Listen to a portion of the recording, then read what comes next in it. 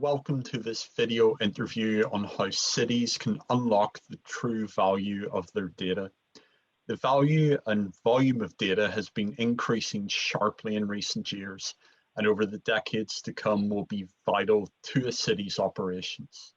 But handling, managing, and capitalizing on this data will be a challenge. This is where technologies like big data and machine learning come in. So joining me to discuss the value of data and which technologies can help cities take advantage of it are Florian Von Walter, Solutions Engineering Director at Cloudera, and Douglas O'Flaherty, Global Ecosystem Leader at IBM Storage. Good afternoon to you both. Florian, to kick us off, I was wondering, could you explain why big data and machine learning are so important to cities today? Yeah, thank you for being here. Thank you for introducing me. Coming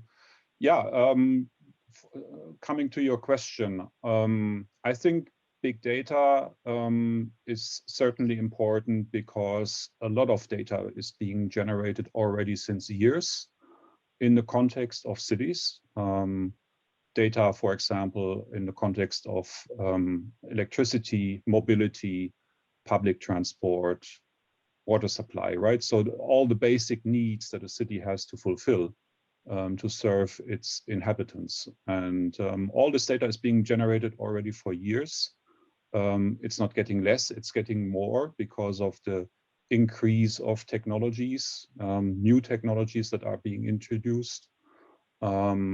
And also because of the growth of the cities, right? So especially for large cities, the more people you get into the city, the more data is being generated, and the more management and administration needs to be done, right? So from that perspective, more and more data is being generated, but probably it's being generated in different types of storage, right, in terms of different types of formats in different organizations. It might be siloed in the sense that multiple organizations in the city exist and they are sitting on the data, but they are not bringing it together to correlate it with each other and also to get more benefits out of the joint data, right? So from that perspective, big data is certainly something that can benefit big cities, all types of cities. And coming to the second part of your question, why machine learning is so important. Because of the increase of the data and because of the various data sources that are being ingested, right? It's important to make sure that the data is being analyzed properly, and machine learning can be an important part of this analysis process and also getting new insights of the data that is being collected. And Douglas, I was interested in your views on this. I guess my question here is twofold: why these technologies are so important today, but also why they're going to be increasingly important over the next decade. Thank you, Graham. When we think about this, the citizenry of the current city is changing as well, right? We're expecting to see things that are much more interactive. We've changed our relationship with our governments. We're looking for optimization. As Florian referred to, cities are growing, they're very vibrant today, but that also means new challenges. How are we managing energy? How are we managing transport? How are we introducing new types of better living? And really one of the things that happens when you can bring together a large quantity of data is you can look at it from different angles. You can really pay attention to what are the clusters or what are the values that you have there. Unintended consequences can often come out of bringing together good ideas and taking a look at them in new ways that could lead to insights so that people and their citizenry and the cities can actually operate more efficiently, more humanely, and more modern in a way. And that saves everybody money, it saves everybody time, and actually makes for a better government. IBM runs a process we refer to as design thinking. And we often bring in, urban planners and groups together to design things, to think around the very many ways that you could improve something. What's the end goals? And it's really the data that helps validate and helps drive some of the insights that can be brought from that. And we can go into some examples later. Florian, I was interested in your views as to why these technologies are going to become increasingly important over the next 10 years. What areas has Douglas maybe missed out on, perhaps? Well, I think there's certainly many examples that we can name why this kind of technology is getting more important. For example, parking space is getting more and more a scarce resource in cities, right? Because of the increase in traffic, the increase in the number of cars, or in general, the number of transportation in the city. So whenever you are looking for a parking space, it's getting more and more difficult to get some, especially in time. So introducing or using these type of technologies to advise people where the next parking space could be free, that's one example, right? And that basically brings us to the next incarnation of how big data and machine learning, or technology in general, can play a role, because connected cars today are a reality.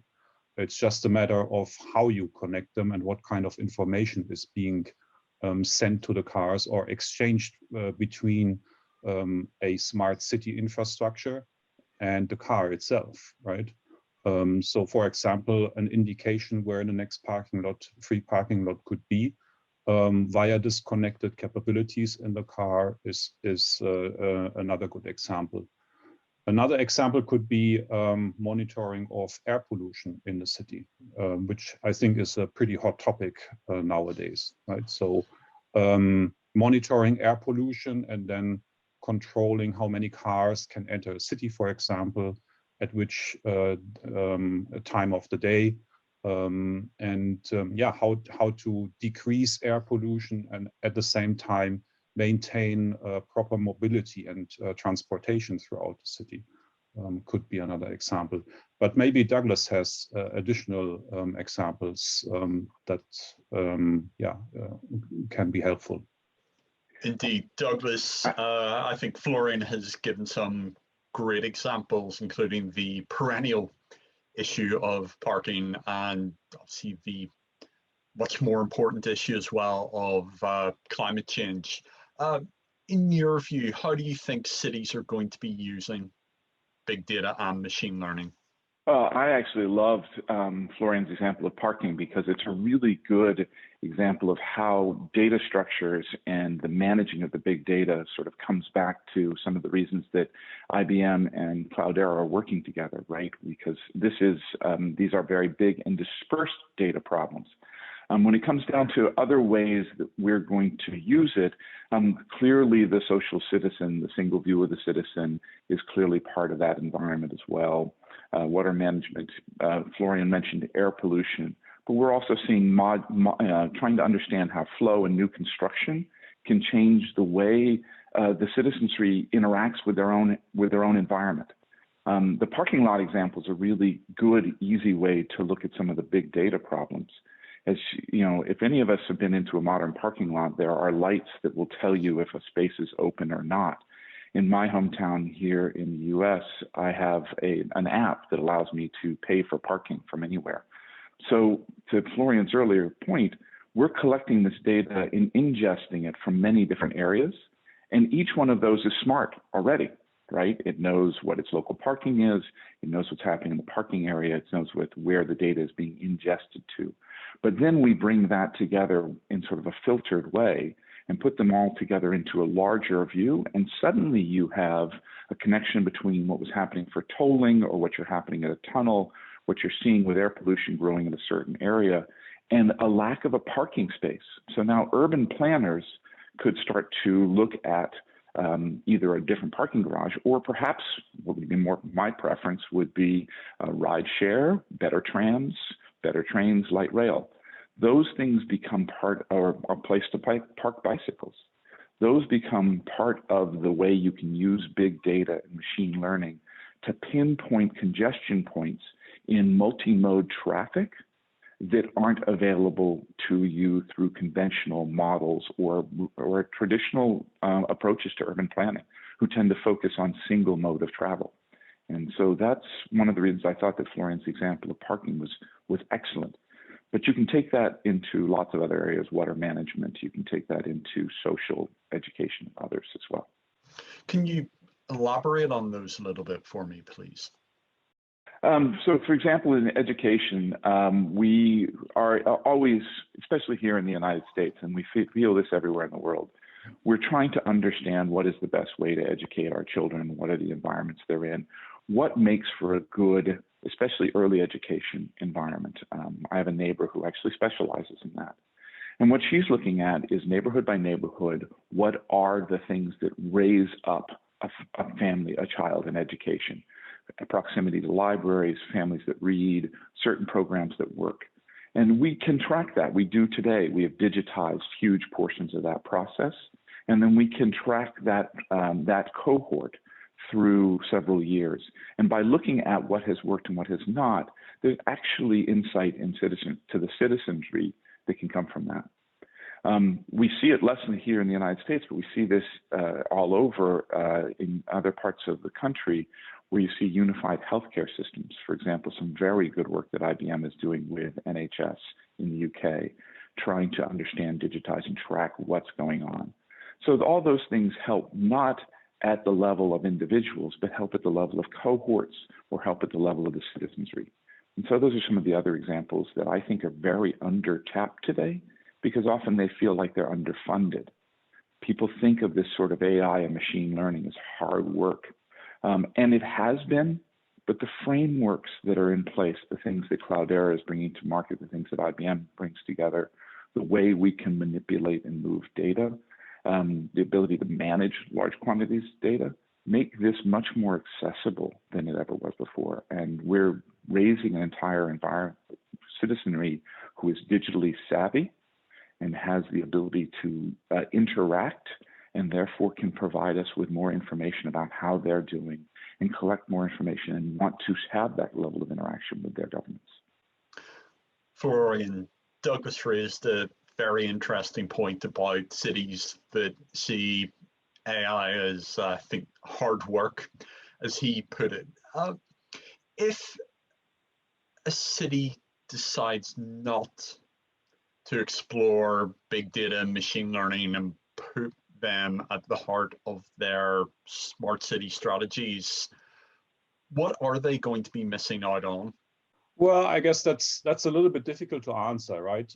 Because if you look at large cities, I think they cannot avoid looking into big data and machine learning, or basically more generally exploiting new technologies or testing new technologies to make living in these large cities worthwhile, right? And also improve the living circumstances.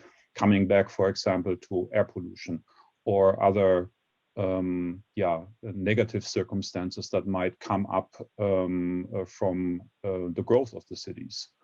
On the other hand, it's really difficult to say that cities are missing out something, because certainly a lot of the data already exists today. But big data can just make it, and machine learning can just make it easier, right, to deal with the consequences.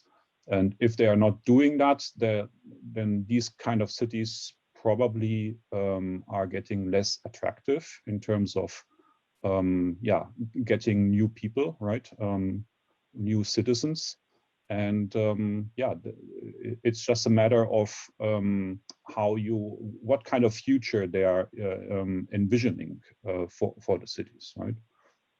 For example, if you look at things like autonomous driving, autonomous buses, for example, autonomous infrastructure, it's certainly important that yeah, big data and machine learning are playing a role in this, because otherwise these kind of technologies are just not functioning properly, right? Or you will have a very hard time to actually make them work properly and play together nicely with the existing infrastructure.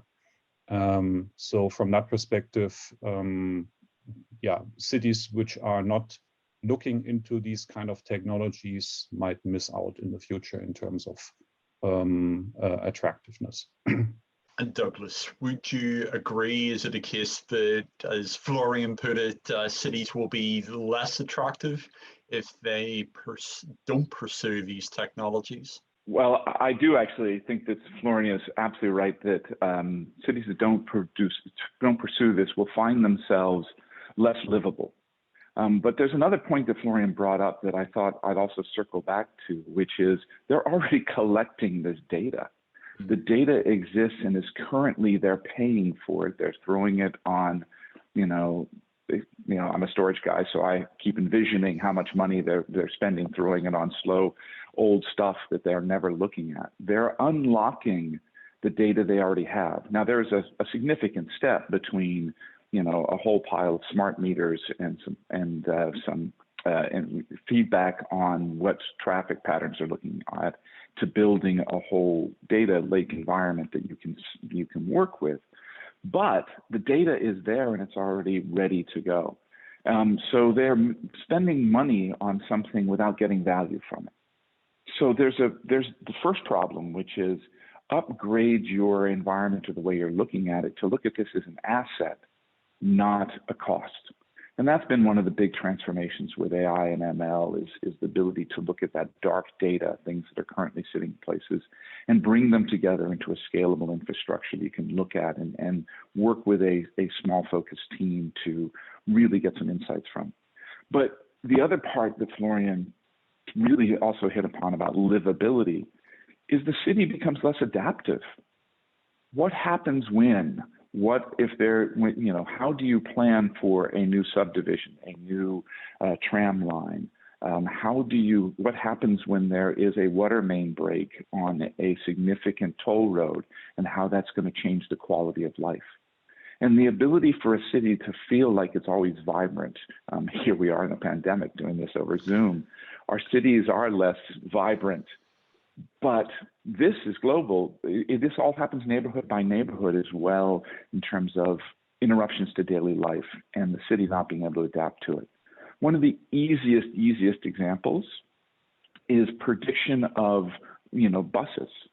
We put GPS trackers on buses today. There is data coming in to let us know, and there is somebody who is doing some basic analysis to see what's going on. But with machine learning, with an application of more compute power to it, you can start to predict in certain routes that will become more congested as a result of something else that might have happened in your city. You will be able to reroute. You will be able to accommodate.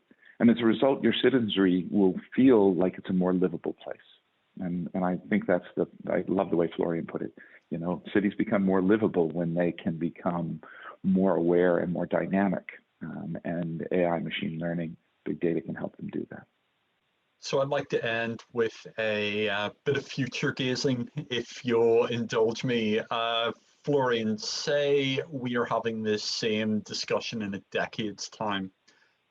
How do you predict big data and machine learning will be used then by successful cities that have it as part of their wider strategy? Yeah, as you said, very difficult to predict the future, but I hope that we will see in about 10 years' time that cities have actually started to use big data to increase attractiveness of the cities, right? For example, the push to electrical cars today is a really good example. Decarbonization, right? So air pollution is being tackled by decarbonization, by moving to electrical cars. Electrical cars themselves can serve as power storage, right? So which leads us to a discussion around how we can store electricity in the future in a better way, which leads us to the way how we can utilize renewable energy generation, like wind power or solar power, in a better way, which again leads to the question how we can control power consumption in cities. And again, smart grids are a good example, which is connected to the discussion, right? So all these kind of technologies need to be connected somehow to create better value and give us more effectiveness in terms of the resources that we are using. So I hope to see that in about 10 years' time, when should we talk together, come together again, that these kind of technologies have been used or are in use, yeah, basically to provide us a better means of living. And Douglas, what is your crystal ball saying as to how this technology is going to be used in 10 years' time? Well, it's kind of fun to be talking about this here in 2021 because what we're discussing is how a number of technologies have come together to be able to apply to an infrastructure that has been built out. Smart meters, the smarter grid is a project that's been underway for a decade, or for well over a decade. And in another 10 years, we will reach sort of another technology inflection point as well. Florian referred to autonomous vehicles. What we're going to see is a distribution of this data. Right now, we're talking about bringing it all together into a single space. But when we start talking about autonomous vehicles in areas and neighborhoods that can make their own decisions, we're going to be talking about how the technology and the connectivity of things like 5G are really going to help drive forward the autonomy at the edge and new human interactions that happen there. Excellent, thank you. I think Florian hit the nail on the head whenever he said that not capitalizing on the data that exists and using it to its citizens' benefit is going to create less livable cities. Douglas, you also touched on the fact that big data machine learning really applies to a wide ecosystem of very, very different but essential use cases for making cities better. You've both shed some great light and great insight, I think, into the different technologies. So I'd just like to thank Florian Von Walter from Cloudera and Douglas O'Flaherty from IBM Storage for joining me. And thank you for tuning in. Thank you very much. It's been my pleasure.